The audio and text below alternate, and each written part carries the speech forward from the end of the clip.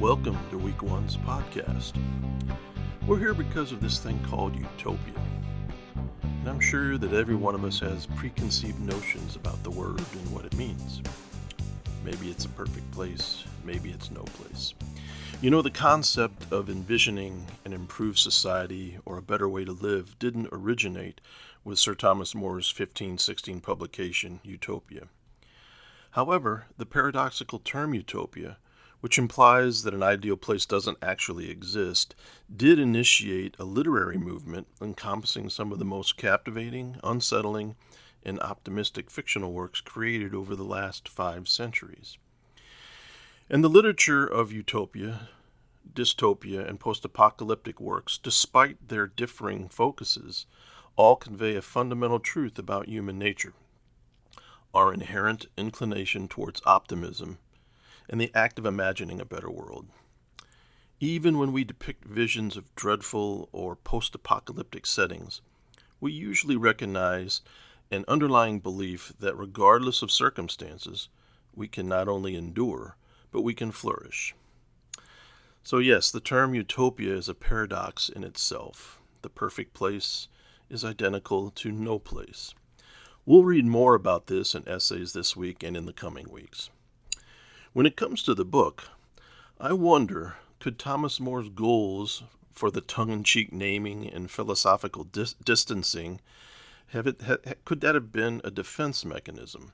Perhaps naming the perfect place also no place shielded the book and the author from those in power, those who would have banned the book and punished the author. Perhaps that's possible. Over the years, I think utopia is a word that has been hijacked by the powers that be. Those in power who do not want change are likely to say that better places are folly. Utopia, for some, has become a negative term, kind of like populism, which if you look at its definition only means a political approach that strives to appeal to ordinary people. And I wonder, how is that negative unless you are an established ruling group that doesn't share the concerns of ordinary people?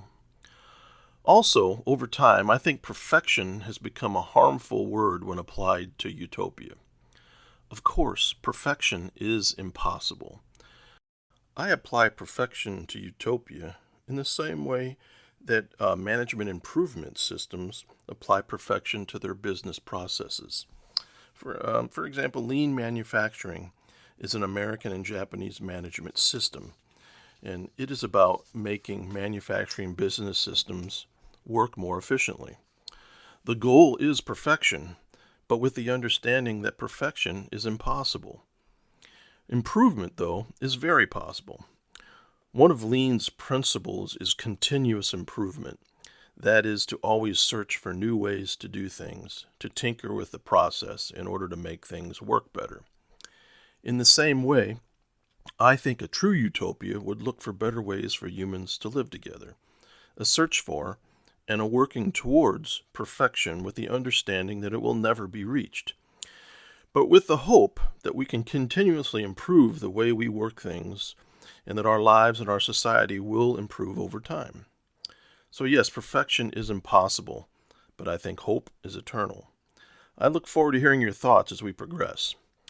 But whether or not we agree on the possibilities of attaining utopia and of avoiding dystopia and apocalypse, for this class we must come to consensus on the definition of the literary genre. Take a look at the PDF on the discussion page here with some thoughts on genre. And here are some of the highlights. So, genre. At first glance, genre seems to be about expectations. Quite simply, genre is the name we use to describe categories that have developed over time for what we read, watch, and listen to, and what expectations we have when we consume that art. Genre is a term that is frequently used to define the elements that repeat themselves in similar kinds of books, TV shows, movies, music, and more. These features repeat again and again with few differences, in part because audiences expect certain things to happen, or they want certain kinds of experiences. For example, when you read a murder mystery, you have certain expectations. mainly that there will be a murder and that it will be solved. In this course, we will discuss the formulas and conventions of the utopian genre. These features developed as the ways to meet the reader's expectations. And critics have established constitutive features that those are things that a narrative must include to be considered a part of the genre, as well as conventions that appear often but don't appear always. Now, we can disagree about utopia and dystopia. However, we need to come to consensus when we work on our Utopia world-building project. Here's a good description of the utopian genre from Fatima Vieira in the essay that you're reading this week. Utopia normally pictures a journey by land, sea, or air of men and or women to an unknown place, an island, a country, or a continent, where the utopian travelers are usually offered a tour of the society and an explanation of its social, political, economic, and religious organization. This journey typically implies the return of the travelers to their own country, city, or planet, in order to be able to take back the message that there are alternatives and better ways of organizing a society. Another characteristic is that the utopia is human-centered, not relying on chance or on the intervention of external divine forces to improve the order of the society. So, for our utopia, we can do some hybrid genre and scope, and we can time travel, and we can get creative. We can take our travels beyond our planet as long as we keep it to human societies and the travelers can in some way come back or at least communicate back what they've discovered. So for our utopia, and you'll see that in its own discussion thread, our initial scope is classical utopia. So here's an interesting point. Foundational text, like Moore's Utopia that you're reading this week, they don't create the genre. It's the imitations and the repetitions in the text that follow that create reader expectations and the subsequent rules and boundaries that critics then use to create the genre. Okay, another interesting point is that there are three basic ways and reasons that a genre can form, according to the critics.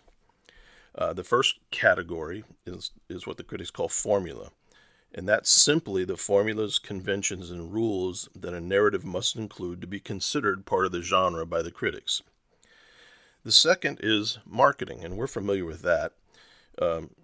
It's a practical and economic way of using genre to organize our published products. So if you go to a bookstore, there are different sections, different shelves for different kinds of books. The same is true with our online shopping. And finally, there's the area that critics call rhetoric. And this is a grouping of literature that develops in reaction to external situations or problems, or as a response to those problems, or a way to deal with those issues. And we'll discuss more of this as the term goes on.